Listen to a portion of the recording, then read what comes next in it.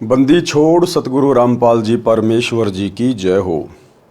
परम पिता परमात्मा सारी सृष्टि के रचनहार कुल मालिक असंख्य ब्रह्मांडों के स्वामी जगत गुरु तीनों लोकों में प्रवेश करके सबका भरण पोषण करने वाले राजाधिराज आत्माधार नाथों के नाथ देवों के देव महादेव सर्वेश्वर महेश्वर मृत्युंजय अजरो अमर आदि अनादि सनातनी प्रभु जगत पिता जगदीश्वर श्री श्री 1008 की उपाधि के वास्तविक अधिकारी अकाल मूर्त सौद स्वरूपी राम वासुदेव सर्वगतम ब्रह्म परम पूज्य प्रथम पूज्य परम संत परम पुरुष परम धनी परम दयालु सत्य कबीर हक्का कबीर अल्लाहु अकबर बाखबर अल्लाह ताला जगत के तारणहार जगत के मुक्तिदाता जगत के जगन्नाथ हारे के सहारे हिंदुओं के राम मुसलमानों के अल्लाह सिखों के वाहिगुरु ईसाइयों के मसीह दया के सागर दया निधि करुणा के सागर करुणा निधि स्वयंभू परिभू संकट मोचन कष्ट हरण मंगल करण दुख भंजन अविगत कबीर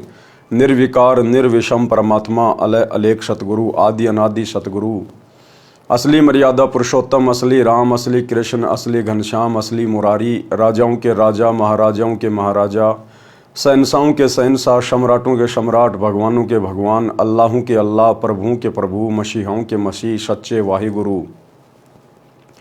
बाबाओं के बाबा पीरों के पीर सेठों के सेठ जगत सेठ सावड़सा सेठ सर्वगुण संपन्न अनंत कोटि कलाओं के स्वामी अनंत कोटि ब्रह्मांडों के नायक योगियों में महायोगी ध्यानियों में महाध्यानी सिद्धों में परम सिद्ध ज्ञानियों में तत्वज्ञानी ब्रह्म ज्ञानी महाज्ञानी परम ज्ञानी सर्वश्रेष्ठ ज्ञानी विज्ञानी युवा कबीर समृद्ध कबीर असमवात अमित ओझा सच्चे रहनुमा करीम अल्लाह सुभान अल्लाह दुनिया के अंतिम पैगंबर 8 सितंबर 1951 से गांव धनाना जिला सोनीपत हरियाणा भारतवर्ष की पावन भूमि पे प्रकट रियल कल की भगवान श्री नारायण साकार हरि श्री बाबा साहेब नूर अनंत परमात्मा संत श्रोमणी सतगुरु रामपाल जी परमेश्वर जी के चरण कमल में साध संगति से जुड़े हुए देश विदेश से आप और हम सभी सत्सेवक भाई बहनों का अनंत कोटि दंडवत प्रणाम। सत्साई भाई और बहनों, दया परम पिता परमेश्वर जी की सारी सृष्टि के रचनहार सतगुरु रामपाल जी भगवान की जिनके शुभ आशीर्वाद से विशेष आशीर्वाद से उन्हीं के कर कमल से लिखित पवित्र पुस्तक जीने की राह के ऊपर वीडियो बनाने की श्रृंखला जारी है। इसी श्रृंखला में आज हमारा ये 26वें नंबर का वीडियो है। प्रत्येक वीडियो में गुरुदेव भगवान के आशीर्वाद से हमें भक्ति मार्ग से संबंधित बहुत सारी बातें पता चल रही हैं जो हमारे विश्वास को दृढ़ कर रही हैं। भाई और बहनों, पवित्र पुस्तक जीने की राह के ऊपर कल हमारा लास्ट वीडियो होगा, अंतिम वीडियो होगा। उसके बाद सृष्टि रचना शुरू हो जाती है जो कि गुरुदेव भगवान ने अपने सत्संगों में अनेकों बार अच्छे से समझाई हुई है। तो कल जीने की राह पुस्तक के ऊपर हमारा लास्ट वीडियो होगा। उसके बाद मुसलमान धर्म के ऊपर गुरुदेव भगवान ने जो पवित्र पुस्तक लिखी है मुसलमान नहीं समझे ज्ञान कुरान, यानी मुसलमान धर्म के भाई मुल्ला काजी ये लोग कुरान शरीफ के ज्ञान को भली भांति नहीं समझ पाए हैं। उसके बाद उस पुस्तक के ऊपर वीडियो बनाने की श्रृंखला शुरू होगी। तो आज के वीडियो में गुरुदेव भगवान हमें वासुदेव की परिभाषा के विषय में बता रहे हैं। आम जो जगत के लोग हैं, सांसारिक लोग हैं, जो शास्त्र अनुकूल साधना से अपरिचित हैं, अपने धर्म ग्रंथों के गूढ़ रहस्यों से अपरिचित हैं, वे लोग केवल श्री कृष्ण जी को वासुदेव कहते हैं। दरअसल वासुदेव श्री कृष्ण जी का नाम नहीं था, वासुदेव श्री कृष्ण जी के पिताजी का नाम था। और श्री कृष्ण जी के पिता का वासुदेव नाम पंडितों ने वेदों से रखा था, क्योंकि वेदों में वासुदेव पूर्ण ब्रह्म परमात्मा कबीर साहेब का नाम है। वासुदेव का मतलब होता है जिसकी सत्ता सबके ऊपर है, जिसका निवास हर जगह पर है, जो कण कण में है, जो हर जगह निवास करता है, वास करता है, उसको कहते हैं वासुदेव। तो श्री कृष्ण जी वासुदेव नहीं है, श्री विष्णु जी वासुदेव नहीं है, दुर्गा वासुदेव नहीं है, 21 ब्रह्मांड का स्वामी ज्योति निरंजन वासुदेव नहीं है। क्योंकि ज्योति निरंजन यानी काल ब्रह्म का निवास केवल 21 ब्रह्मांड में है, जबकि इससे ऊपर तो अक्षर पुरुष के 7 संख्य ब्रह्मांड है।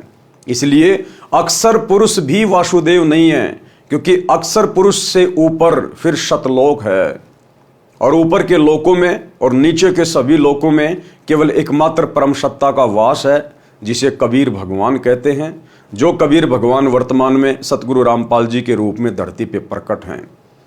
तो यदि एकमात्र कोई वासुदेव है जिनका वेदों में नाम लिखा हुआ है, वो कबीर भगवान सतगुरु रामपाल जी हैं। तो चलिए गुरुदेव भगवान क्या समझा रहे हैं। पवित्र पुस्तक जीने की राह, पार्ट नंबर 26 और पेज नंबर 220। वासुदेव की परिभाषा। गीता अध्याय 3 श्लोक 14-15 में कहा है कि संपूर्ण प्राणी अन्न से उत्पन्न होते हैं। संपूर्ण प्राणी अन्न से उत्पन्न होते हैं। अन्न से कैसे उत्पन्न होते हैं? गुरुदेव भगवान ने बताया कि अन्न के खाने से शरीर में वीर्य पैदा होता है और वीर्य से फिर मनुष्य की उत्पत्ति होती है, स्त्री या पुरुष के रूप में। तो इस प्रकार अन्न से सभी की उत्पत्ति होती है। गीता अध्याय 3 श्लोक 14-15 में कहा है कि संपूर्ण प्राणी अन्न से उत्पन्न होते हैं। अधिक जानकारी पृष्ठ 215-216 पर है, वहां से पढ़े। यहां पर केवल इस विषय को लेते हैं। फिर कहा है कि ब्रह्म अर्थात क्षर पुरुष की उत्पत्ति अविनाशी परमात्मा से हुई है। ब्रह्म कौन? ये 21 ब्रह्मांड का स्वामी, दुर्गा का पति, ब्रह्मा विष्णु महेश का पिता। ब्रह्म यानी काल, ज्योति निरंजन, इसकी उत्पत्ति किससे हुई है? अविनाशी परमात्मा से। कौन अविनाशी परमात्मा? वही वासुदेव कबीर भगवान जो सबका उत्पत्ति करता है, जिसके विषय में गीता अध्याय 15 श्लोक 17 में कहा है। इससे सिद्ध है कि सर्वगतम ब्रह्म यानी सर्वव्यापी परम अक्षर ब्रह्म अर्थात वासुदेव सदा ही यज्ञों में प्रतिष्ठित है। विचार करें, सर्वगतम ब्रह्म का अर्थ है सर्वव्यापी परम अक्षर परमात्मा। गीता अध्याय 3 श्लोक 15 के अनुसार श्री ब्रह्मा जी, श्री विष्णु जी तथा श्री शिव जी तीनों देवता केवल एक ब्रह्मांड में बने तीनों लोकों स्वर्गलोक, पृथ्वीलोक, पाताल लोक में केवल एक एक विभाग अर्थात गुण के प्रधान हैं। ये सर्वगतम ब्रह्म अर्थात सर्वव्यापी परमात्मा वासुदेव नहीं है। यानी काल ने तपस्या करके पूर्ण ब्रह्म परमात्मा कबीर देव भगवान से 21 ब्रह्मांड लिए हुए हैं और 21 ब्रह्मांड के एक ब्रह्मांड में काल ने जो सृष्टि रची हुई है, उस एक ब्रह्मांड में केवल 3 लोकों के प्रधान हैं ये ब्रह्मा विष्णु महेश, वो भी एक एक विभाग के। यानी श्री ब्रह्मा जी को काल ने सृष्टि रचना का कार्यभार सौंप रखा है। सृष्टि रचना यानी जीवों की उत्पत्ति करना अपने रजोगुण के प्रभाव से। विष्णु जी को कार्य दे रखा है उन सब का पालन पोषण करना, उन सबको मोह ममता में बांध के रखना। और शंकर जी को ड्यूटी दे रखी है उन सबको मार मार के फिर अपने पिता ज्योति निरंजन के पास तपस्या पे भेज देना, क्योंकि उसको प्रतिदिन 1 लाख मानव शरीर खाने का श्राप मिला हुआ है। तो श्री ब्रह्मा विष्णु महेश तो केवल 21 ब्रह्मांड में केवल एक ब्रह्मांड में, और वो भी एक ब्रह्मांड के मात्र 3 लोकों के प्रधान देवता हैं, और वो भी एक एक डिपार्टमेंट के। तो ये भी सर्वगतम ब्रह्म परमात्मा नहीं है। नंबर 2, ब्रह्म यानी ब्रह्मा विष्णु महेश का पिता, जिसको क्षर पुरुष भी कहते हैं, ये केवल 21 ब्रह्मांडों का प्रभु है। ये भी सर्वव्यापी अर्थात वासुदेव नहीं है। इस काल ने भी सतलोक में तप करके केवल 21 ब्रह्मांड प्राप्त किए थे परमात्मा से। जो इसके 21 ब्रह्मांड को परमात्मा ने दुर्गा और काल सहित वहां से 16 संकोश की दूरी पे भेज दिया। तो ये काल भी केवल 21 ब्रह्मांड का ही स्वामी है। ये भी सर्वव्यापी परमात्मा नहीं है, वासुदेव नहीं है, सर्वगतम ब्रह्म नहीं है, क्योंकि इससे ऊपर तो फिर अक्षर पुरुष है। अक्षर पुरुष ये केवल 7 संघ ब्रह्मांडों का प्रभु है। ये भी सर्वव्यापी अर्थात वासुदेव नहीं है। अक्षर पुरुष भी वासुदेव नहीं है, ये केवल 7 संघ ब्रह्मांडों का स्वामी है। इससे ऊपर तो शतलोक, अलखलोक, अगम लोक और अनामी लोक है, जिसके विषय में अक्षर पुरुष जानता भी नहीं है। तो अक्षर पुरुष भी वासुदेव नहीं है। नंबर 4, परम अक्षर ब्रह्म, पूर्ण ब्रह्म परमात्मा, ये है वो कबीर देव सतगुरु रामपाल जी भगवान। ये है वासुदेव, जिस परमात्मा की सत्ता ऊपर से लेकर नीचे सबके ऊपर है।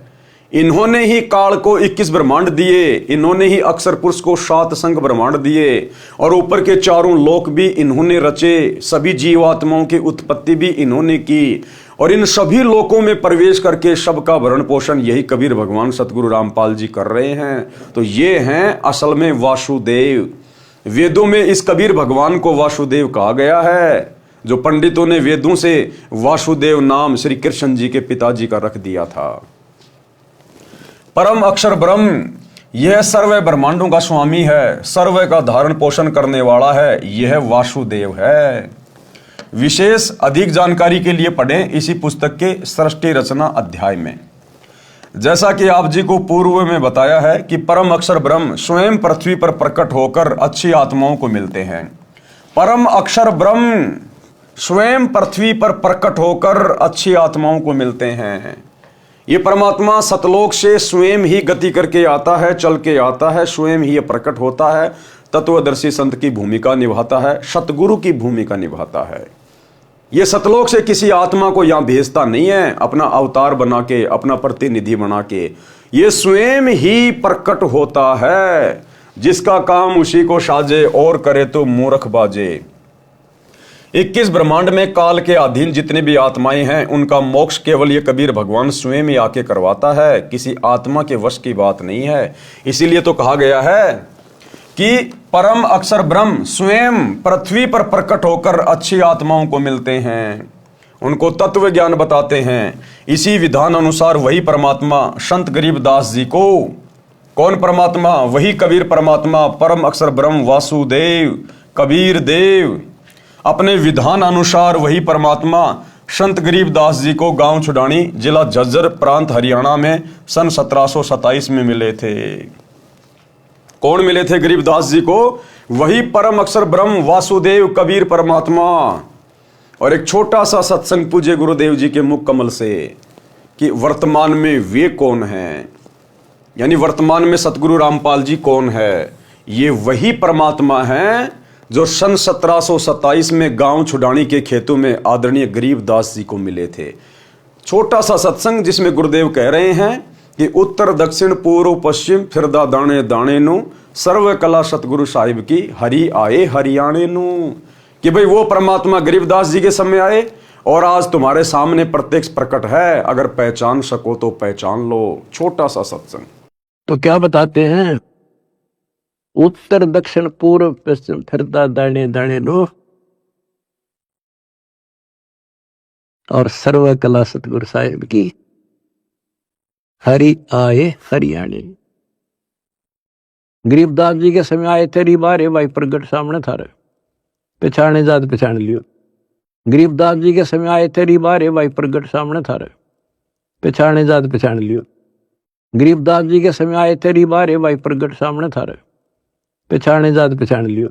तो भाई और बहनों, सत्संग आपने सुना, उम्मीद करता हूं समझ में आ गया होगा। गरीबदास जी को कौन मिले थे? गरीबदास जी के समय कौन आए थे? कबीर परमात्मा जिंदा बाबा के रूप में। और गुरुदेव कह रहे हैं वही आज तुम्हारे सामने प्रत्यक्ष प्रकट है, पहचान सको तो पहचान लो। तो वर्तमान में हमारे सामने कौन प्रत्यक्ष प्रकट है? सतगुरु रामपाल जी। तो कौन हुए सतगुरु रामपाल जी? गरीबदास जी के गुरु, गरीबदास जी के परमात्मा। ये स्वयं बंदी छोड़ कबीर साहिब है, वासुदेव है, परम अक्षर ब्रह्म है। अपने विधान अनुसार वही परमात्मा संत गरीबदास जी को गांव छुडानी जिला झज्जर हरियाणा प्रांत सन 1727 में मिले थे। एक जिंदा महात्मा की वेशभूषा में थे। गरीबदास जी की आत्मा को उस सनातन परम धाम में ले गए थे। कहाँ? सतलोक में। फिर ऊपर के सर्व ब्रह्मांडों तथा प्रभुओं की स्थिति बताकर तत्व ज्ञान से परिचित कराकर वापिस शरीर में छोड़ा था। उस समय संत गरीबदास जी की आयु 10 वर्ष की थी। उस दिन संत गरीबदास जी को मृत जानकर चिता पर रखकर अंतिम संस्कार की तैयारी कर रहे थे। उसी समय उनकी आत्मा को शरीर में प्रवेश करा दिया। जीवित होने पर सर्व कुल के लोगों की खुशी का ठिकाना नहीं रहा। उसके पश्चात संत गरीबदास जी ने एक अनमोल ग्रंथ की रचना की। उसमें आंखों देखा तथा स्वयं परमात्मा द्वारा बताए ज्ञान को बताया, जो एक गोपाल दास नामक दादूपंथी साधु ने लिखा था, जो वर्तमान में प्रिंट करा रखा है। पंजाब प्रांत में लुधियाना शहर के पास एक वासियर गांव है। उसमें एक प्रभु प्रेमी व्यक्ति राम राय उर्फ झुमकरा रहता था। उसने संत गरीबदास जी की महिमा सुनी तो दर्शनार्थ गांव छुडानी में चला गया। संत गरीबदास जी ने ये ज्ञान सुनाया जो इस दास संत रामपाल दास को संत गरीबदास से प्राप्त हुआ है, जो आप जी को इस पुस्तक तथा अन्य पुस्तकों के द्वारा सुनाया है। उस राम राय ने प्रश्न किया कि हे महात्मा जी, यानी गरीबदास जी से उस राम राय उर्फ झुमकरा जी ने सवाल किया कि हे महात्मा जी, यह ज्ञान तो आज तक किसी ने बताया नहीं। संत गरीबदास जी ने वाणी के द्वारा बताया, कोट्यों मध्य कोई नहीं रे झुमकरा, अरबों में कोई गरक सुनो रे झुमकरा। कि भाई राम राय उर्फ झुमकरा, ये तत्व ज्ञान बताने वाला संत तुझे करोड़ों में कोई नहीं मिलेगा, करोड़ों में। अरबों में तुझे कोई एक आध मिलेगा, अरबों में। आज पूरे विश्व की जनसंख्या अरबों में है, 8 अरब, और 8 अरब की जनसंख्या में मात्र एक ही सतगुरु है, एक ही तत्वदर्शी संत है, एक ही वो महापुरुष है जो इस संपूर्ण अध्यात्म को जानता है, और वो है सतगुरु रामपाल जी। क्योंकि ये स्वयं वासुदेव है। ये वासुदेव ही अपने द्वारा रची गई सृष्टि का ज्ञान ठीक ठीक बता सकते हैं, दूसरा कोई नहीं बता सकता।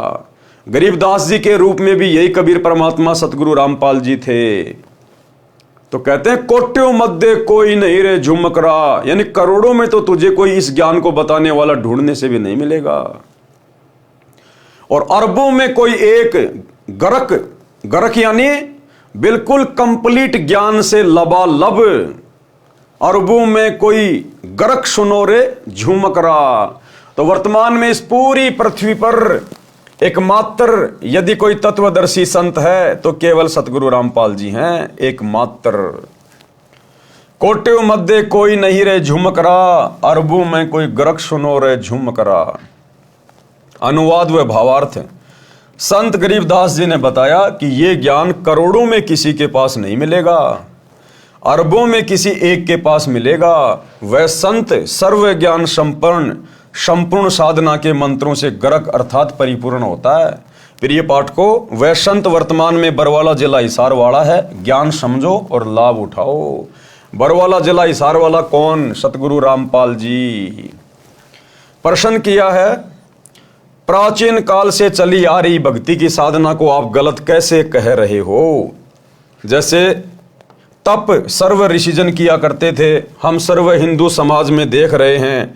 सब हरे कृष्णा हरे राम राधे राधे श्याम मिला दे, ओम नमः शिवाय, ओम नमो भगवते वासुदेवाय नमः, जय सिया राम राधे श्याम, ओम तत्सत में से कोई एक मंत्र का जाप करते आ रहे हैं, वर्तमान में भी कर रहे हैं। श्री रामचंद्र जी, श्री कृष्ण जी को हम पूर्ण परमात्मा मानते हैं, इसलिए इनके नाम जपते हैं। आप इन नाम जाप मंत्रों को व्यर्थ जाप बताते हैं, स्पष्टीकरण दीजिए। तो गुरुदेव भगवान ने क्या उत्तर दिया? प्राचीन काल में यदि ये साधना होती और ये मंत्र होते तो श्रीमद् भगवत गीता अध्याय 4 श्लोक 1 व 2 में गीता ज्ञान दाता ये नहीं कहते कि ये योग अर्थात जो भक्ति विधि में गीता ज्ञान में बता रहा हूं ये अब लुप्त प्राय हो गया है, नष्ट हो गया है। ये ज्ञान तथा भक्ति मैंने सूर्य देव से कही थी। अब बहुत सारे लोगों को शंका हो जाती है, जो लोग धर्मशास्त्रों से परिचित नहीं है, जो लोग विज्ञान को ज्यादा महत्व देते हैं, वो लोग जब ये सुनते हैं, गीता जी में इस अध्याय को पढ़ते हैं कि गीता जी में कहा गया है कि अर्जुन ये ज्ञान मैंने सबसे पहले सूर्य को दिया था, तो लोग सोच बैठते हैं कि ये सूर्य जो आग का गोला जो चमकता है, इसको भला कैसे ज्ञान दिया गया? इस आग के गोले को ज्ञान नहीं दिया गया।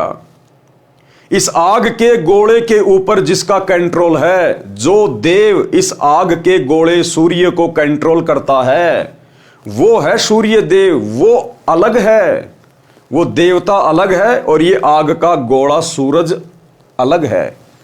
जिस प्रकार कोई बिजली मंत्री होता है, बिजली मंत्री, अब वो बिजली मंत्री कोई बिजली थोड़ी होता है, वो बिजली मंत्री एक इंसान है।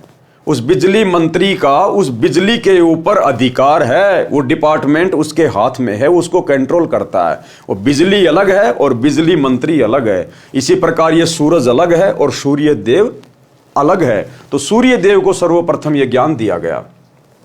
ये ज्ञान तथा भक्ति मैंने सूर्य देव से कही थी। फिर मनु को मनु ने अपने पुत्र इक्ष्वाकु को कहा। फिर कुछ राजा ऋषियों ने जाना। अब बहुत समय से अर्थात द्वापर से बहुत समय पहले से ही लुप्त था, तथा मनु इक्ष्वाकु आदि आदि सर्व सतयुग के प्रथम चरण में हुए थे। यदि आप श्री रामचंद्र जी पुत्र राजा दशरथ तथा श्री कृष्णचंद्र जी श्री वासुदेव को पूर्ण परमात्मा मानते हैं, इसलिए इनके नाम हरे राम हरे कृष्ण आदि आदि जाप करते हैं और इन्हीं से मोक्ष मानते हैं, तो श्रीमद् भगवद गीता में वर्णित यथार्थ प्राचीन योग अर्थात भक्ति की विधि के विपरीत होने से व्यर्थ हैं। शास्त्र विधि त्याग कर मनमाना आचरण हुआ, जिस कारण से उपरोक्त प्रश्न में लिखे अन्य मंत्र भी शास्त्र प्रमाणित नहीं हैं, इसलिए व्यर्थ है। गीता अध्याय 16 श्लोक 23-24 में कहा है कि जो पुरुष शास्त्र विधि को त्याग कर मनमाना आचरण करते हैं उनका न तो सुख होता है, न सिद्धि प्राप्त होती है, न उनकी गति होती है, अर्थात व्यर्थ साधना है। गीता अध्याय 16 श्लोक 23 से। अब भाइयों और बहनों, पूरी गीता में चारों वेदों में दुनिया वाले जो भी मनमुखी नामों का जाप करते हैं, राधा राधा श्याम मिला दे, हरे राम हरे कृष्णा, ओम नमः शिवाय, जय गणेश, कोई भी मंत्र आपको ना तो चारों वेदों में देखने और सुनने को मिलेंगे, ना आपको पूरी गीता जी में कहीं पे सुनने और देखने को मिलेंगे, जो हमारे शास्त्रों में नहीं है। क्योंकि भक्ति विधि हमारे शास्त्रों में है और शास्त्रों में इन मंत्रों का कहीं जिक्र नहीं, कहीं कोई उल्लेख नहीं है, फिर भी हम इन मंत्रों का जाप कर रहे हैं एक दूसरे की देखा देखी, तो हम तो मूर्ख प्राणी हैं, मूर्ख प्राणी। हमें अध्यात्म का ज्ञान ही नहीं है, हम तो केवल देखा देखी में भेड़ चाल में चल रहे हैं। तो अगर यही मंत्र यदि सतयुग में कोई जाप कर रहा होता, त्रेता में कोई जाप कर रहा होता, तो फिर गीता जी में भी होने चाहिए थे। और सतयुग के इंसान तो जानते ही नहीं थे श्री राम कौन है, क्योंकि श्री रामचंद्र जी का जन्म तो सतयुग के बाद त्रेता युग में हुआ था। और त्रेता युग के इंसान श्री कृष्ण को नहीं जानते थे, क्योंकि त्रेता युग के बाद द्वापर में श्री कृष्ण जी का जन्म हुआ है। तो ये भगवान कैसे हो गए, परमात्मा कैसे हो गए, वासुदेव कैसे हो गए? तो ये शास्त्र विधि को त्याग के मनमाना आचरण है। गीता अध्याय 16 श्लोक 24 में कहा है कि इससे तेरे लिए अर्जुन कर्तव्य और अकर्तव्य की व्यवस्था में शास्त्र ही प्रमाण है। यानी कौन से कर्म करने चाहिए, कौन से भक्ति कर्म नहीं करने चाहिए, सही भक्ति क्या है, सही नाम क्या है, अर्जुन तेरे लिए शास्त्र ही प्रमाण है। किसी गुरु महात्मा की देखा देखी मत लग जाना, किसी के कहने से, किसी के बहकाव में आके मनमुखी साधना शुरू मत करना। यानी गीता और चारों वेदों में जिस साधना को करने के लिए परमात्मा ने कहा है, केवल उसी विधि से साधना करना सर्वश्रेष्ठ है। भावार्थ है कि जो भक्ति की विधि प्रमाणित शास्त्रों में चारों वेदों ऋग्वेद, यजुर्वेद, सामवेद तथा अर्थर्ववेद तथा इन्हीं चारों वेदों का सारांश श्रीमद् भगवद गीता तथा सूक्ष्म वेद जो परमात्मा स्वयं ने अपने मुख कमल से बोला था, ये भक्ति के ज्ञान तथा समाधान के प्रमाणित शास्त्र हैं, वर्णित नहीं है। वह शास्त्र विरुद्ध साधना है। इससे भक्ति के कौन कौन से कर्म करने चाहिए और कौन से नहीं करने चाहिए, उनके लिए शास्त्रों को ही आधार मानो। शास्त्रों में वर्णित भक्ति विधि को अपनाओ और सब त्याग दो। श्री राम जी का जन्म त्रेता युग के अंतिम चरण में हुआ था। श्री कृष्ण जी का जन्म द्वापर के अंतिम चरण में हुआ था। सतयुग से ही मानव भक्ति करता आ रहा है। उस समय कौन राम थे? आप कहोगे कि श्री विष्णु जी तो सतयुग से भी पहले के हैं और श्री राम श्री कृष्ण भी स्वयं श्री विष्णु जी ही थे। सतयुग में भी प्रमाण है कि महर्षि वाल्मीकि जी राम राम नाम जपते थे, वे विष्णु विष्णु नहीं जपते थे। इससे सिद्ध हुआ कि श्री विष्णु जी श्री राम श्री कृष्ण जी से भिन्न कोई राम अर्थात मालिक है। यानी सतयुग में महर्षि वाल्मीकि जी राम नाम का जाप किया करते थे। हालांकि वो राम नाम का जाप शास्त्रों के अनुसार नहीं था, क्योंकि चारों वेदों में और गीता जी में केवल एक ओम मंत्र का जाप करने का विधान है, राम राम जाप करने का विधान नहीं है। महर्षि वाल्मीकि जी को भी पूर्ण ज्ञान नहीं था, तत्व ज्ञान नहीं था। इसलिए श्री रामचंद्र जी का तो जन्म ही त्रेता में हुआ था। यदि उससे पहले श्री विष्णु जी श्री राम थे तो महर्षि वाल्मीकि जी फिर विष्णु विष्णु नाम का जाप करते, राम राम का क्यों कर रहे थे? इसका मतलब वो वास्तविक राम कोई और है। राम राम शब्द जगत बखान है। त्रेता युग वाले राम को तो सब जानते हैं, लेकिन आदि राम कोई बिरला जाना है। आदि राम वो वासुदेव परमात्मा परम अक्षर ब्रह्म कबीर देव, वो है असल में राम। राम यानी जो सबके ऊपर, सबका परमात्मा, सबका अल्लाह। इससे सिद्ध हुआ कि श्री विष्णु जी श्री राम श्री कृष्ण जी से भिन्न कोई राम अर्थात मालिक है। उस राम का जाप करना चाहिए जो गीता अध्याय 7 श्लोक 29 में है, जिसके विषय में कहा है कि तत्व ब्रह्म को जानने वाले केवल जरा तथा विरध अवस्था तथा मृत्यु से छुटकारा पाने के लिए ही भक्ति करते हैं। अर्जुन ने गीता अध्याय 8 श्लोक 1 में प्रश्न किया कि वह तत्व ब्रह्म क्या है, तो गीता ज्ञानदाता ने गीता अध्याय 8 श्लोक 3 में उत्तर दिया कि वह परम अक्षर ब्रह्म है, यानी सबसे ऊपर वाला भगवान, तेरे ब्रह्मा विष्णु महेश दुर्गा काल महाकाल इन सबसे ऊपर वाला वो परम अक्षर ब्रह्म है, वो सच्चिदानंद घन ब्रह्म कबीर देव, ये है वो वासुदेव जो वर्तमान में सतगुरु रामपाल जी के रूप में धरती पे प्रकट है। गीता अध्याय 8 के श्लोक 5 व 7 में गीता ज्ञानदाता ने अपनी भक्ति करने को कहा है, जिसका जाप मंत्र गीता अध्याय 8 के श्लोक 13 में बताया है, ओम इति एकाक्षरम ब्रह्म व्यवहारण माम अनुसमरण। गीता अध्याय 8 के श्लोक 8, 9, 10 में गीता ज्ञानदाता ने अपने से अन्य उस तत्व ब्रह्म अर्थात परम अक्षर ब्रह्म की भक्ति करने को कहा है। उसकी भक्ति का नाम जाप मंत्र गीता अध्याय 17 श्लोक 23 में है, ओम तत्सत इति निर्देश ब्रह्मण त्रिविध समृत ब्राह्मणा तेन वेदा च यज्ञा च विहिता पुरा। सरलार्थ ब्रह्मण यानी सच्चिदानंद घन ब्रह्म अर्थात परम अक्षर ब्रह्म की भक्ति का ओम तत्सत मंत्र के सुमरण का निर्देश यानी आदेश है, जो 3 प्रकार से सुमरण के लिए कहा है। विद्वान अर्थात तत्वदर्शी संत उस ज्ञान के आधार से भक्ति करते थे और धार्मिक यज्ञों का अनुष्ठान और अन्य भक्ति कर्म सृष्टि की आदि अर्थात सृष्टि के प्रारंभ में किए जाते थे। श्रीमद् भगवद गीता से सिद्ध हुआ कि गीता ज्ञानदाता से अन्य कोई पूर्ण परमात्मा है, जो श्री विष्णु जी, श्री ब्रह्मा जी तथा श्री शिव जी से भी भिन्न है, जिसके विषय में गीता अध्याय 15 श्लोक 1, 4 व 17 में तथा गीता अध्याय 18 श्लोक 62 में तथा और अनेकों स्थानों पर गीता में कहा गया है, वह पूर्ण परमात्मा है। गीता अध्याय 15 श्लोक 16 में 2 पुरुष बताए हैं, यानी 2 भगवान बताए गए हैं, और दोनों नाशवान बताए हैं, यानी दोनों की जन्म और मृत्यु होती है। किसकी? क्षर पुरुष यानी ब्रह्म की और अक्षर पुरुष की। उनके अंतर्गत जितने प्राणी हैं वे भी नाशवान हैं। क्षर पुरुष ये केवल 21 ब्रह्मांडों का प्रभु है और अक्षर पुरुष ये 7 संग ब्रह्मांड का प्रभु है। ये दोनों ही पूर्ण परमात्मा नहीं है। गीता अध्याय 15 श्लोक 16। गीता अध्याय 15 श्लोक 17 में गीता ज्ञानदाता ने कहा कि उत्तम पुरुष तू अन्य, अर्थात इन दोनों से उत्तम पुरुषोत्तम तो कोई और ही है, परमात्मा तो कोई और ही है। कि उत्तम पुरुष तू अन्य अर्थात पुरुषोत्तम तो कोई ऊपर वर्णित दोनों पुरुषों यानी दोनों भगवानों क्षर पुरुष तथा अक्षर पुरुष से अलग है, जिसको परमात्मा इति उदारते यानी परमात्मा कहा गया है।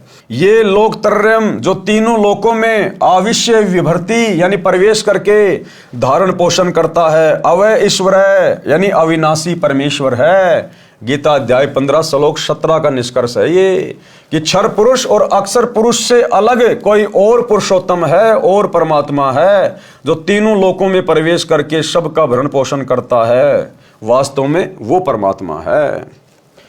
पूर्ण परमात्मा परम अक्षर ब्रह्म है, सिद्ध हुआ।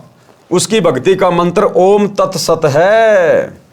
ये भी सिद्ध हुआ ओम तत्सत जो तीनों मंत्र हैं, ये उपरोक्त तीनों प्रभुओं यानी ओम मंत्र तो क्षर पुरुष का अर्थात काल का है जो गीता का ज्ञान दे रहा है, और तत् ये सांकेतिक है जो इसी पुस्तक में पूर्व में विवरण है वहां पढ़ें। ये तत् नाम जाप अक्षर पुरुष का है, और सत जो तीसरा मंत्र है ये भी सांकेतिक है। अधिक विस्तार पूर्व में दिए प्रकरण में इसी पुस्तक में पढ़ें। ये सत मंत्र परम अक्षर ब्रह्म का है जिसको सार नाम कहते हैं, लेकिन ये सांकेतिक है, कोड वर्ड में है। ये केवल सतगुरु रामपाल जी बताएंगे कि वास्तव में वो मंत्र क्या है। श्रीमद् भगवद गीता में ये पूर्ण मोक्ष प्राप्ति के सांकेतिक मंत्र हैं जो आज तक यानी सन 2012 तक किसी ने नहीं स्पष्ट किए। आप जी जो हरिओम तत्सत जाप करते हैं वह भी व्यर्थ है, क्योंकि आप जी को तत् तथा सत के वास्तविक मंत्रों का ज्ञान नहीं है। यानी ये तत्व क्या है और सत क्या है ये कोड वर्ड में है, यानी वास्तविक मंत्र क्या है वो किसी को पता नहीं है एकमात्र सतगुरु रामपाल जी के अलावा। उदाहरण, एक धनी व्यक्ति ने अपने धन को अपने घर में गड्ढा खोद कर दबा दिया। उस स्थान का केवल धनी व्यक्ति को ही पता था। उस धनी व्यक्ति ने एक बही में सांकेतिक स्थान लिख दिया। धनी व्यक्ति की मृत्यु अचानक हो गई। पिता का संस्कार करके पुत्रों ने वह पैड उठाई जिसमें पिताजी कहता था कि इस बही में धन कहाँ है ये लिखा है, जिसे पिताजी किसी को नहीं दिखाते थे। धनी व्यक्ति के मकान के आगे आंगन था। उस आंगन के एक कोने में मंदिर बना था। बही में लिखा था कि चांदनी 14 रात्रि 2 बजे सारा धन मंदिर के गुंबज में दबा रखा है। लड़कों ने मंदिर का गुंबज रात्रि के 2 बजे फोड़कर धन खोजा, कुछ नहीं मिला। बच्चों को बड़ा दुख हुआ। एक दिन उनके पिता का मित्र दूसरे गांव से शोक व्यक्त करने आया। बच्चों ने यथास्थान पर धन न मिलने की चिंता जताई। उस धनी के मित्र ने वह बही मंगाई और व्याख्या पढ़ी तो कहा कि मंदिर के गुंबज का पुनः निर्माण कराओ। वैसा ही कराना, मैं फिर किसी दिन आऊंगा, तब धन वाला स्थान बताऊंगा। वह व्यक्ति चांदनी 14 को आया। रात्रि के 2 बजे जिस स्थान पर मंदिर के गुंबज की चांद की रोशनी से छाया थी, उस स्थान पर खुदाई कराई। सारा धन बही में लिखा था वह मिल गया। बच्चे खुश तथा धनी हुए। आप जी जो हरिओम तत्सत का जाप कर रहे हो, आप मंदिर का गुंबज खोद रहे हो, कुछ भी हाथ नहीं आएगा। यथास्थान वास्तविक मंत्र मेरे यानी संत रामपाल दास के पास है, उनको ग्रहण करके भक्ति धनी तथा सुखी हो। परमात्मा कहते हैं वस्तु कहां खोजे कहां और किस विध लागे हाथ, और भाई एक पलक में पाइए बेदी ले ले साथ। तो ये ओम तत् सत क्या है, इनके पीछे छुपे हुए वो वास्तविक मंत्र क्या हैं, इनका भेद वर्तमान में केवल सतगुरु रामपाल जी के पास है, क्योंकि ये वासुदेव है, इन्होंने इन मंत्रों का आविष्कार किया है। प्रश्न किया है, राधा जी गांव बरसाना उत्तर प्रदेश नजदीक वृंदावन की रहने वाली थी। वहां के व्यक्ति राधे राधे नाम जपते हैं। सुबह सुबह या कभी कभी आपस में मिलते हैं तो वे राम राम नहीं बुलाते, वे कहते हैं चाचा राधे राधे। चाचा कहता कि बेटा राधे राधे, क्या वे मूर्ख हैं? उत्तर दिया गुरुदेव ने, तत्व ज्ञान के अभाव से लोकवेद को सत्य ज्ञान मानकर यह शास्त्र विरुद्ध मंत्रों का जाप चल रहा है। यानी ये गीता जी में कहीं नहीं लिखा राधा राधा, राधे राधे श्याम मिला दे, ये मनमाना आचरण है, लोकवेद है, भेड़ चाल है। वैसे तो आप जी को पहले स्पष्ट कर ही दिया है कि गीता अध्याय 16 श्लोक 23-24 में कहा है कि जो शास्त्र विधि को त्याग कर मनमाना आचरण करते हैं, अर्थात जो नाम जाप शास्त्रों में नहीं है उनका जाप करते हैं, उनको न सुख होता है, न सिद्धि प्राप्त होती है, न उनकी गति होती है, अर्थात व्यर्थ जाप साधना है। इससे तेरे लिए अर्जुन कर्तव्य और अकर्तव्य की व्यवस्था में शास्त्र ही प्रमाण है, ये पहले बता चुका हूं। अब बात है कि चाचा भतीजा राधे राधे शब्द क्यों उच्चारण करते हैं। आप जानते हैं कि राधा जी कौन थी? राधा भगवान श्री कृष्ण जी की प्रेमिका थी। उस समय बरसाना गांव के व्यक्ति राधा जी को कुल्टा, बदचलन, निर्लज आदि आदि विशेषणों से संबोधित करते थे। कहते थे ये दूसरे गांव के नंद बाबा के लड़के से छिप छिप कर मिलने जाती है, इसे अपने घर पर भी न आने देना, बेटियों पर गलत प्रभाव पड़ेगा। श्रीमान जी, अब उसी बरसाना के व्यक्ति राधा जी के लिए स्वयं स्त्री पुरुष युवतियां कहते हैं कि राधे राधे श्याम मिला दे। जैसा कि आप जी ने पूर्व के प्रश्न में बताया था कि हम ये नाम भी जाप करते हैं, अब न राधा जी है और न श्री कृष्ण जी, अब बड़बड़ा रहे हैं सनीपात के जवर के रोगी की तरह, राधे राधे श्याम मिला दे। यही स्थिति अन्य मंत्रों की है जो आपने पूर्व प्रश्न में कहे हैं, उनकी जानो, वे भी शास्त्र प्रमाणित न होने से व्यर्थ हैं। और जिस समय राधा थी श्री कृष्ण जी भी यही था, और वो बेचारी राधा श्री कृष्ण जी से मिल भी नहीं पाती थी, छुप छुपा के मिलती थी बड़ी मुश्किल से लोगों से नजरें बचा के। और जब वो राधा श्री कृष्ण से मिलने जाती थी, लोगों को पता चलता था तो बरसाने के लोग उसको बदचलन लड़की कहते थे, बदचलन। अपने घर पर भी नहीं आने देते उसको कि हमारे बच्चे और बिगाड़ेगी ये। तो वो राधा बेचारी खुद नहीं मिल पाती थी श्री कृष्ण जी से, और अब तुम कहते हो राधे राधे श्याम मिला दे, तुम्हें कहां से मिला देगी? बेचारी खुद तो छुप छुप के मिला करती थी। तो ये शास्त्र विधि को त्याग के मनमाना आचरण हो रहा है। अब आपके इस प्रश्न का उत्तर बताता हूं कि चाचा भी कहता है राधे राधे, भतीजा भी कहता है राधे राधे। आपको भी पता है कि राधा जी श्री कृष्ण जी की प्रेमिका थी। आपको यह भी पता है कि जब रुक्मणी जी को श्री कृष्ण जी भगाकर रथ में बैठा कर लाने लगा तो रुक्मणी जी का भाई अपनी बहन को छुड़ाने के लिए घोड़े पर सवार होकर पीछे दौड़ा था। श्री कृष्ण जी ने पहले तो उसे पीटा था, फिर रथ के पीछे बांधकर घसीटा था। रुक्मणी जी भी श्री कृष्ण जी की प्रेमिका थी, उनके बीच में रुक्मणी का भाई आया था, उसकी क्या दशा की थी। श्री कृष्ण जी ने रुक्मणी की प्रार्थना पर रुक्मणी के भाई की जान बख्शी थी। यदि आज भगवान कृष्ण वर्तमान में होते तथा राधा भी होती और बरसाना वाले चाचा भतीजा आपस में ये शब्द बोलते कि राधे राधे, तो क्या श्री कृष्ण जी पसंद करते? कभी नहीं। चाचा भतीजा दोनों को रथ से बांध कर घसीटते। यदि आप किसी की प्रेमिका का नाम लेकर बड़बड़ाओगे तो प्रेमी के ऊपर कैसी गुजरेगी? यदि ताकतवर होगा तो मुंह फोड़ देगा, कमजोर होगा तो रोएगा, उसकी जान को कोसेगा। क्या वह प्रसन्न होगा? नहीं। इसलिए ये नाम जो शास्त्र प्रमाणित नहीं है, इनका जाप व्यर्थ है। शास्त्र प्रमाणित नाम मेरे पास है। किसके? सतगुरु रामपाल जी के पास, वासुदेव के पास। आओ और अपना कल्याण कराओ। फिर किसी ने प्रश्न किया, आपने प्रसन्न यानी पूर्ण गुरु की क्या पहचान है? इसके उत्तर में एक स्थान पर लिखा है कि प्रमाणित हुआ कि ओम नाम का जाप शास्त्र प्रमाणित है। काल ब्रह्म की पूजा करनी चाहिए या नहीं? इसके उत्तर में बहुत सारे ऋषियों की पूजा को शास्त्र विधि त्याग कर मनमाना आचरण कही है, जो ओम नाम का जाप करते थे। उत्तर दिया गुरुदेव ने, वे ऋषि जी ओम नाम के जाप के साथ हट करके घोर तप भी करते थे, जिस कारण से उनकी साधना को शास्त्र विरुद्ध कहा है। ओम नाम का जाप शास्त्र प्रमाणित तो है, परंतु मोक्षदायक नहीं है, क्योंकि ओम नाम केवल इस ब्रह्म का है, काल का है, जो गीता अध्याय 8 श्लोक नंबर 13 में है। ओम इति एक अक्षरम ब्रह्म व्यवरण माम अनुस्मरण ये परियाति तजन देहम सयाति प्रमाम गतम। और ओम नाम की साधना करके आप केवल उसके ब्रह्म लोक में जा सकते हैं, और ब्रह्म लोक में जाने के बाद भी जीव वापस आता भक्ति नष्ट करके। गीता अध्याय 8 श्लोक नंबर 16 में लिखा हुआ है। और ब्रह्म लोक से नीचे आके फिर वो नरक भोगता है, 84 लाख योनियों में गधा कुत्ता शुअर बनता है। इसलिए ओम नाम की साधना भी मोक्षदायक नहीं है, परंतु मोक्षदायक नहीं है, जिससे अनुत्तम गति प्राप्त होती है। अनुत्तम गति यानी घटिया गति, मोक्ष प्राप्त नहीं होगा। इसलिए उन ऋषियों की पूजा विधि शास्त्र विरुद्ध है। वेद तथा गीता में उस पूर्ण परमात्मा की भक्ति करने को कहा है, उसकी भक्ति न करके मनमानी पूजा शास्त्र विरुद्ध है। प्रश्न किया फिर, महर्षि वाल्मीकि जी तो सतयुग में हुए थे, वे भी राम राम जपते थे, क्या ये मंत्र भी शास्त्र प्रमाणित नहीं है? जी बिल्कुल नहीं है। कैसे नहीं है?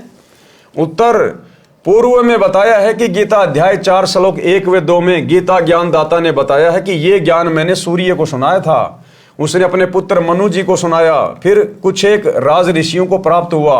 सतयुग के प्रारंभ में ही ये सब सूर्य, मनु व राज ऋषि हुए, उनके बाद ये ज्ञान नष्ट हो गया था। महर्षि वाल्मीकि जी को सप्त ऋषि मिले थे, उन्होंने तपस्या करके सिद्धियां प्राप्त की थी, वही हठ योग करके तप विधि महर्षि वाल्मीकि जी को उन्होंने बता दी। जिस हठ योग तप को महर्षि वाल्मीकि जी ने तन मन से श्रद्धा से किया, कुछ समय उपरांत शरीर के ऊपर के भाग यानी सिर में से आवाज सुनाई दी थी, वह थी राम राम। उसी शब्द का उच्चारण महर्षि वाल्मीकि जी तपस्या के दौरान करने लगे, यानी मनमाना आचरण करने लगे। काल ने वो आकाशवाणी कर दी राम राम, क्योंकि उसने तो भक्ति का ड्रामा बना के रखना है, सबको अपने भोजन के लिए शास्त्र विरुद्ध साधना पे लगा के रखना है। सुनने वाले को ऐसा लगता है जैसे ये मरा मरा बोल रहे हैं, वास्तव में राम राम का ही उच्चारण किया करते थे। उनको तपस्या का परिणाम मिला, उनमें सिद्धियां प्रवेश हो गई, उनकी दिव्य दृष्टि खुल गई, जिस कारण से उन्होंने श्री रामचंद्र जी के जन्म से हजारों वर्ष पूर्व ही रामायण अर्थात श्री रामचंद्र जी के जन्म की जीवनी सर्व घटनाएं लिख दी थी। ग्रंथ का नाम है वाल्मीकि रामायण, जो संस्कृत भाषा में लिखी गई थी। राम राम के जाप से कोई आध्यात्मिक लाभ नहीं होता, परंतु परमात्मा का बोधक शब्द होने से, उच्चारण करने से परमात्मा की भूल नहीं पड़ती। इसलिए राम नाम के उच्चारण का प्रचलन हिंदू धर्म में प्राचीन समय से है। जैसे स्वामी रामानंद जी राम राम शब्द से संबोधित करते थे, उनके शिष्य भी एक दूसरे को राम राम से संबोधित करते थे, परंतु जाप ओम मंत्र का किया करते थे। इसी प्रकार हम कबीर पंथी सत साहेब बुलाते हैं, हमारा जाप मंत्र अन्य है। उसी भक्ति से भगवान तक जाया जा सकता है। सूक्ष्म वेद में कहा है, सतगुरु मिले तो इच्छा मेटे, पद मिल पद समाना, चल हंसा उस लोक पठाऊं जो अजर अमर अस्ताना। चार मुक्ति जहां चंपी करती माया हो रही दासी, दास गरीब अभय पद पर से वो मिले राम अविनाशी। अब भक्ति किस भगवान की करनी चाहिए, किस प्रभु की करनी चाहिए? गीता जी के अनुसार, यानी गीता जी क्या कह रही है कि भक्ति किस प्रभु की करनी चाहिए? इसलिए सूक्ष्म वेद में कहा है, भजन करो उस रब का जो दाता है कुल सबका, कि उस प्रभु का, उस भगवान का, उस रब का, उस मालिक का भजन करो जो सबका रब है, सबका भगवान है, सबका परमात्मा है, जो वासुदेव है, उस परम अक्षर ब्रह्म का, कबीर देव का, जो वर्तमान में सतगुरु रामपाल जी के रूप में धरती पे प्रकट हैं। श्रीमद् भगवद गीता अध्याय 15 श्लोक 1 से 4 तथा 16-17 में कहा है कि यह संसार ऐसा है जैसे पीपल का पेड़ है। जो संत इस संसार रूपी पीपल के पेड़ की मूल यानी जड़ों से लेकर तीनों गुणों रूपी शाखाओं तक सभी भाग भिन्न भिन्न बता देता है, स वेदवित, वह वेद के तात्पर्य को जानने वाला है, अर्थात वह तत्वदर्शी संत है। यानी सृष्टि की रचना कैसे हुई, काल के 21 ब्रह्मांड कैसे आए, कहां से आए, ब्रह्मा विष्णु महेश की उत्पत्ति कैसे हुई, ब्रह्मा विष्णु महेश की भक्ति मार्ग में क्या स्थिति है, कितनी इनकी पावर है, कहां तक के ये भगवान है, अक्षर पुरुष कौन है, उसके साथ संग ब्रह्मांड कहां से आए, कैसे आए, और ऊपर के चारों अजर अमर लोक क्या हैं, जो इस संपूर्ण सृष्टि रचना को बता दे, इस भक्ति रूपी पेड़ की संरचना को बता दे, वो है वासुदेव, वो है वो प्रभु जिसकी भक्ति करनी चाहिए। अपने द्वारा रची सृष्टि का ज्ञान तथा वास्तविक अध्यात्म ज्ञान परमात्मा स्वयं पृथ्वी पर प्रकट होकर अपने मुख कमल से सुनाता है। अपने द्वारा रची गई सृष्टि का ज्ञान परमात्मा स्वयं पृथ्वी पर प्रकट होकर, यानी आज सतगुरु रामपाल जी ये कबीर भगवान 8 सितंबर 1951 से गांव धनाना, जिला सोनीपत, हरियाणा में प्रकट हैं। और ये सृष्टि रचना का ज्ञान, ये संसार रूपी पीपल के पेड़ की संरचना जो गीता जी में लिखी हुई है अध्याय 15 श्लोक 1 से 4 में, केवल सतगुरु रामपाल जी परमेश्वर जी ने बताई है, सतयुग से लेकर वर्तमान समय तक पूरी व्याख्या करके। आज से पहले किसी ने यह भेद नहीं खोला। ये है वो मूल ज्ञान, तो ये है वो परमात्मा जो स्वयं प्रकट होकर अपने मुख कमल से वाणी बोलकर ये ज्ञान प्रचारित करता है। एक छोटा सा सत्संग पूज्य गुरुदेव जी के मुख कमल से कि अपने द्वारा रची गई सृष्टि का सही सही ज्ञान वो परमात्मा स्वयं ही सतलोक से चलकर आके देता है। सुनिए। तो इससे सिद्ध है कि ना वेद कंप्लीट ज्ञान रखते हैं उस परमात्मा के पाने का, उसके लिए ऑप्शन छोड़ दिया कि उसको तो तत्वदर्शी संत ही बताएंगे। तो परमेश्वर कबीर देव जी 600 वर्ष पहले कहा करते थे, वेद मेरा भेद है, मैं मिलूं वेदन से नाही, और जौन वेद से मैं मिलूं। ये वेद जानते नहीं, ये चारों वेद मेरी महिमा गाते हैं, लेकिन इन वेदों में मेरे पाने का विधान नहीं, संविधान नहीं, कोई ज्ञान नहीं, मंत्र नहीं। और जौन वेद से, जिस विधान ज्ञान से, जिस मंत्र से मेरी प्राप्ति हो, इन वेदों में वर्णित नहीं है, वेद नहीं जानते। और वेद तो खुद कह रहे हैं कि वो तो तत्वदर्शी संत बताएंगे। वो तत्वदर्शी संत की भूमिका करने भी स्वयं ही परमेश्वर आए थे। ना जीव तत्वदर्शी नहीं हो सकता, अध्यात्म ज्ञान से जीव परिचित नहीं हो सकता भगवान की रची सृष्टि को।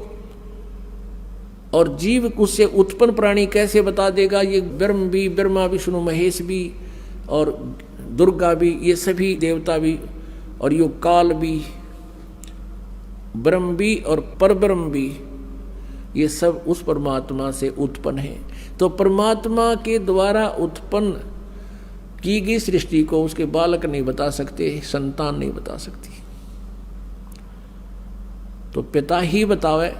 तो भाई और बहनों, सतगुरु रामपाल जी किसी के अवतार नहीं है, किसी के दास नहीं है, कोई संदेशवाक नहीं है। ये स्वयं ही कबीर देव है, वासुदेव है, परम अक्षर ब्रह्म है। अपने द्वारा रची सृष्टि का ज्ञान तथा वास्तविक अध्यात्म ज्ञान परमात्मा स्वयं पृथ्वी पर प्रकट होकर अपने मुख कमल से सुनाता है। प्रमाण के लिए पढ़े निम्न वेद मंत्र। इन मंत्रों की फोटोकॉपी कृपया देखें पुस्तक गीता तेरा ज्ञान अमृत में, जिनका अनुवाद आर्य समाज के प्रवर्तक महर्षि दयानंद तथा उसके अनुयायियों ने किया है। उनकी त्रुटियां लेखक संत रामपाल दास ने शुद्ध की है। ऋग्वेद मंडल नंबर 9 सूक्त 86 मंत्र 26-27, ऋग्वेद मंडल नंबर 9 सूक्त 82 मंत्र 1 और 2, ऋग्वेद मंडल नंबर 9 सूक्त 96 मंत्र 16 से 20, ऋग्वेद मंडल नंबर 9 सूक्त 94 मंत्र 1, ऋग्वेद मंडल नंबर 9 सूक्त 95 मंत्र 2, ऋग्वेद मंडल नंबर 9 सूक्त 54 मंत्र 3, ऋग्वेद मंडल नंबर 9 सूक्त 20 मंत्र 1 में प्रमाण है कि जो सर्व ब्रह्मांडों का रचनहार, सर्व का पालनहार परमेश्वर है, वह सभी भवनों के ऊपर के लोक में बैठा है, यानी वो अनामी लोक में बैठा है, अकह लोक में। ऋग्वेद मंडल नंबर 9 सूक्त 54 मंत्र 3, वह परमात्मा वहां से गति करके अर्थात सशरीर चलकर यहां पृथ्वी पर आता है। जैसे कि 8 सितंबर 1951 को सांसारिक चरम दृष्टि को धोखा देते हुए ये कबीर भगवान सतगुरु रामपाल जी सशरीर 8 सितंबर 1951 को गांव धनाना, जिला सोनीपत, हरियाणा में प्रकट हुए। वह परमात्मा वहां से गति करके अर्थात सशरीर चलकर यहां पृथ्वी पर आता है, भक्तों के कष्टों का नाश करता है, लाखों भक्तों के उजड़े हुए परिवारों को ऋषि परिवार बना दिया। जो चैन समोकर थे, नशेड़ी थे, मांसाहारी थे, जुआरी थे, परमेश्वर ने आज उनको भगत बना दिया। जिनको संतान नहीं थी, परमेश्वर ने उनकी गोद हरी कर दी। डॉक्टरों ने जिनको डिक्लेयर कर दिया था कि आपकी मृत्यु निश्चित है, कोई बचा नहीं सकता, परमात्मा ने उनको अपने आशीर्वाद से, भक्ति से स्वस्थ कर दिया। 100 साल की उम्र प्रदान कर दी गुरुदेव भगवान ने। निर्धन को धनवान बना दिया परमात्मा ने, रोगी को स्वस्थ कर दिया गुरुदेव भगवान ने, जो कि वासुदेव के गुणों में लिखा हुआ है। भक्तों के संकटों का नाश करता है, उसका नाम कबीर देव अर्थात कबीर परमेश्वर है। यहाँ पर अच्छी आत्माओं को मिलता है, उनको तत्व ज्ञान अपने मुख कमल से बोलकर बताता है। तो आज वो तत्व ज्ञान गुरुदेव अपने मुख कमल से बोल के सुना रहे हैं, अन्यथा इनके अलावा पृथ्वी पर दूसरा कोई संत नहीं है जो तत्व ज्ञान की छींट भी जानता हो। वह परमात्मा ऊपर के लोक में बैठा है। ऋग्वेद मंडल नंबर 9 सूक्त 86 मंत्र 26-27, मंडल 82 मंत्र 1-2 तथा मंडल 9 सूक्त 20 मंत्र 1। परमात्मा पृथ्वी पर कवियों की तरह आचरण करता हुआ विचरण करता है। ऋग्वेद मंडल नंबर 9 सूक्त 94 मंत्र 1 में परमात्मा अपने मुख कमल से वाणी बोलकर भक्तों को भक्ति करने की प्रेरणा करता है। परमात्मा भक्ति के गुप्त मंत्रों का आविष्कार करता है। ऋग्वेद मंडल नंबर 9 सूक्त 95 मंत्र 2।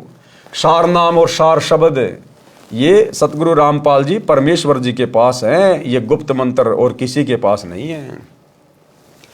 परमात्मा तत्व ज्ञान को कबीर वाणी यानी कबीर वाणी द्वारा लोकोक्तियों, दोहों, चौपाइयों द्वारा बोलकर सुनाता है। वह कबीर देव, कबीर परमेश्वर है जो संत रूप में प्रकट होता है।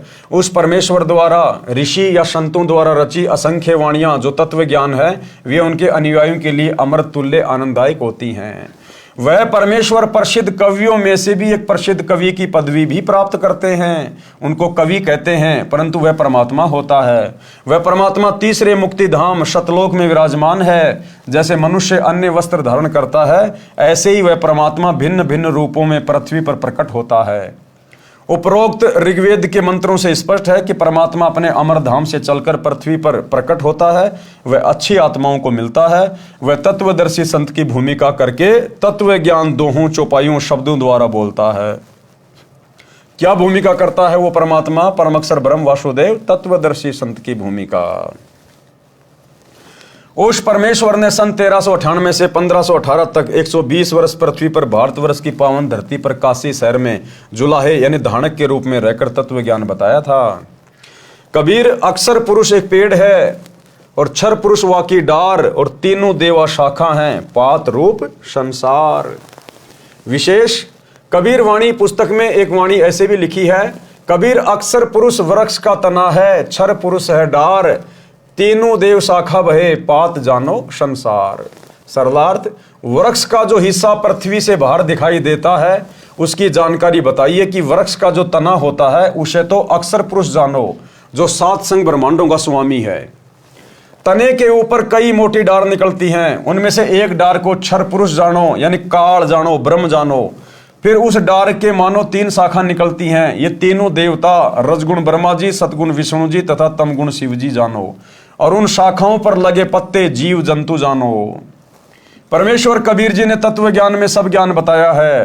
गीता अध्याय 4 श्लोक 32 में भी कहा है कि यज्ञों अर्थात धार्मिक अनुष्ठानों की जानकारी ब्रह्मणे मुखे सच्चिदानंद घन ब्रह्म अर्थात परम अक्षर ब्रह्म ने अपने मुख कमल से बोली वाणी में विस्तार के साथ कही है, वो तत्व ज्ञान है। गीता अध्याय 4 श्लोक 34 में कहा है कि जो तत्व ज्ञान परमात्मा स्वयं बताता है उसको उसके कृपया पात्र संत ही समझते हैं। यानी तत्व ज्ञान को, जो तत्व ज्ञान को कबीर भगवान वासुदेव सतगुरु रूप में, तत्वदर्शी संत के रूप में प्रकट होके बताता है, उसको हर कोई नहीं समझ पाता। केवल उसके कृपया पात्र संत ही समझते हैं, जो अपने गुरु को परमात्मा के रूप में स्वीकार कर लेते हैं, अपने गुरु को ही परमेश्वर के रूप में जान लेते हैं। और वर्तमान में केवल सत्सेवक भाई बहन जो साध संगति से जुड़े हुए हैं, केवल यही वो आत्मा हैं जो कृपा पात्र हैं गुरुदेव भगवान की, जिन्होंने अपने गुरु को अपना इष्ट मान लिया, परमात्मा मान लिया, कबीर भगवान मान लिया। और समाज में जो कबीर दास जी की जो नकली फोटो है दाढ़ी मूंछ वाली, उसको फाड़ फाड़ के फेंक दिया। और गीता अध्याय 3 श्लोक 13 के अनुसार अपने गुरु को इष्ट मानकर घर घर में उनका बेड लगाकर उनको भोग लगाया जा रहा है। तो क्या कहा गुरुदेव ने, जब वो परम अक्षर ब्रह्म तत्वदर्शी संत के रूप में धरती पे आता है, तब उसके कृपा पात्र संत ही उसको समझ पाते हैं। उस तत्व ज्ञान को तू तत्वदर्शी संतों के पास जाकर समझ, उनको दंडवत प्रणाम, पृथ्वी पर पेट के बल लंबा लेटकर प्रणाम करके नम्रता पूर्वक प्रश्न करने से वे तत्वदर्शी संत तत्व ज्ञान का उपदेश करेंगे। परमेश्वर ने यह तत्व ज्ञान स्वयं पृथ्वी पर प्रकट होकर बताया था। गीता अध्याय 15 श्लोक 1 में तत्वदर्शी संत की पहचान बताई है कि जो संत संसार रूपी वृक्ष को मूल यानी जड़ से लेकर सर्व अंगों को जानता है, वो तत्वदर्शी संत है। अब जाने संसार रूपी वृक्ष के सर्वांग। मूल यानी जड़, ये परम अक्षर ब्रह्म है, ये कबीर देव है, ये वासुदेव है। यानी पेड़ की जो जड़ होती है वो जमीन के अंदर होती है, वो दिखाई नहीं देती, वो परोक्ष होती है, गुप्त होती है, छुपी हुई होती है, लेकिन वो साकार है। यदि उसको खोद के देखा जाए तो वो साकार है, साकार। इसलिए पेड़ का जो मूल है वो उसकी जड़ होती है। जड़ से ही पूरे पेड़ को पोषण मिलता है, तने को भी, डारियों को भी, आगे शाखाओं को भी। तो पोषण कहां से मिल रहा है? जड़ से मिल रहा है। इसी प्रकार जो परम अक्षर ब्रह्म है, जो वासुदेव है, कबीर देव, वो गुप्त है, वो परोक्ष है, निराकार नहीं है, वो साकार है। जैसे पेड़ की जड़ें निराकार नहीं है, वो साकार हैं जो जमीन के अंदर है। इसी प्रकार वो कबीर परमात्मा साकार है, निराकार नहीं है, जो तीनों लोकों में प्रवेश करके सबका भरण पोषण करता है। जैसे पेड़ की जड़ें पूरे पेड़ का पोषण करती हैं। मूल यानी जड़, ये परम अक्षर ब्रह्म है जो सबका मालिक है, सबकी उत्पत्ति करता है, सबका धारण पोषण करने वाला है, जिसकी जानकारी गीता अध्याय 8 श्लोक 1 के प्रश्न का उत्तर गीता अध्याय 8 के ही श्लोक 3, 8, 9, 10 तथा 20, 21, 22 में दिया है। उसी का वर्णन गीता अध्याय 15 श्लोक 17 में है। जैसे गीता अध्याय 15 श्लोक 16 में 2 पुरुष बताए हैं, एक क्षर पुरुष, दूसरा अक्षर पुरुष। ये दोनों तथा इनके अंतर्गत जितने शरीरधारी प्राणी हैं वे सब नाशवान हैं, जीव आत्मा तो किसी की भी नहीं मरती। गीता अध्याय 15 के श्लोक 17 में कहा है कि उत्तम पुरुष है, अर्थात पुरुषोत्तम तो अन्य ही है, जिसे परमात्मा इति उदाहरतः परमात्मा कहा जाता है। ये लोकत्रयम जो तीनों लोकों में अविश्य विभर्ती प्रवेश करके सबका धारण पोषण करता है, अवय ईश्वर, वो अविनाशी परमेश्वर है। ये परम अक्षर ब्रह्म संसार रूपी वृक्ष की मूल यानी जड़ रूप परमेश्वर है। ये वह परमात्मा है जिसके विषय में संत गरीबदास जी ने कहा है, भजन करो उस रब का जो दाता है कुल सबका। तो ये है वो दाता, वो रब, पूरे कुल का मालिक। भजन करो उस रब का जो दाता है कुल सबका। ये 21 ब्रह्मांड के स्वामी क्षर पुरुष का भी दाता है, 7 संग ब्रह्मांड के स्वामी अक्षर पुरुष का भी दाता है। यह असंख्य ब्रह्मांडों का मालिक है। यह क्षर पुरुष तथा अक्षर पुरुष का भी मालिक तथा उत्पत्ति करता है। अक्षर पुरुष ये संसार रूपी वृक्ष का तना जाने, ये 7 संग ब्रह्मांडों का मालिक है, ये भी नाशवान है। तीसरा क्षर पुरुष ये गीता ज्ञान दाता है, इसको क्षर ब्रह्म भी कहते हैं। इसे संसार वृक्ष की डार जानो, ये केवल 21 ब्रह्मांडों का मालिक है, ये भी नाशवान है। नंबर 4 पर तीनों देवता, रजगुण ब्रह्मा, सतगुण विष्णु, तमगुण शिव, संसार रूपी वृक्ष की 3 शाखाएं यानी टहनियां हैं। ये एक ब्रह्मांड में बने 3 लोकों, पृथ्वी लोक, पाताल लोक तथा स्वर्ग लोक में एक एक विभाग के मंत्री हैं यानी मालिक हैं।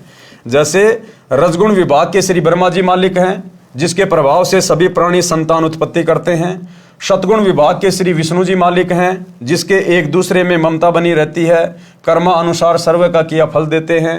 तमोगुण विभाग के श्री शंकर जी मालिक हैं, जिसके कारण सर्व का अंत होता है, और पात रूप में संसार के प्राणी जानो, यह है संसार रूपी वृक्ष के सर्व भागों की भिन्न भिन्न जानकारी। यह ज्ञान स्वयं परमेश्वर कबीर जी ने अपने मुख कमल से बोला था।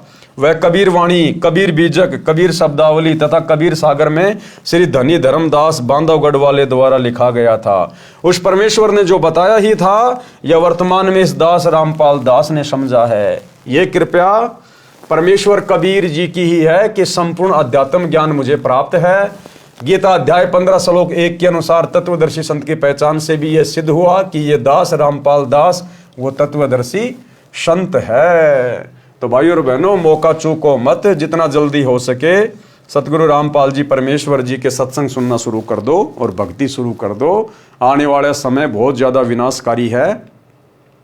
अगर आप शास्त्र विधि को त्याग के मनमुखी मंत्रों का जाप करते रहोगे, हरे राम हरे कृष्णा राधे राधे श्याम मिला दे, ओम नमः भागवते वासुदेवाय नमः, कुछ भी जपते रहो, कुछ भी ढोलक पेटी बजाते रहो, इन नकली साधु संत महात्मा आचार्य शंकराचार्य की शरण में पड़े रहो, कुंभ नहाते रहो, गंगा हरिद्वार गया बरसाना बद्रीनाथ केदारनाथ नीलकंठ कहीं भी चक्री मारते रहो, गोवर्धन की फेरी लगाते रहो, कुछ नहीं हासिल होगा। अंत में दुर्गति होगी, दुर्गति। क्योंकि आप सभी लोग मनमानी साधना कर रहे हो, मनमानी पूजा। पूरा का पूरा हिंदू समाज मनमानी पूजा के ऊपर टिका हुआ है, मनमानी साधना के ऊपर। एक बार सतगुरु रामपाल जी के सत्संग सुनना शुरू करो, सृष्टि रचना को सुनो, पढ़ो, समझो और सत भक्ति को अपनाओ। ये मनुष्य जन्म केवल सत भक्ति के लिए मिला है, केवल सत भक्ति के लिए। बाकी सारे काम तो जानवर भी करते हैं, और अंत में हम वही काम करते करते मर गए, तो फिर जानवर में और हम इंसानों में भला क्या अंतर हुआ। तो भाइयों और बहनों, आज के जीने की राह पुस्तक के ऊपर बन रहे वीडियो में केवल इतना ही। कल हमारा लास्ट वीडियो होगा, अंतिम वीडियो होगा जीने की राह पुस्तक के ऊपर। तो कल रात्रि सभी भाई बहन 8 बजे फिर से जुड़िए। तब तक गुरुदेव भगवान हम सबको आज्ञा दें, इजाजत दें, सद्बुद्धि दें, आशीर्वाद दें। बंदी छोड़ सतगुरु रामपाल जी भगवान की जय हो।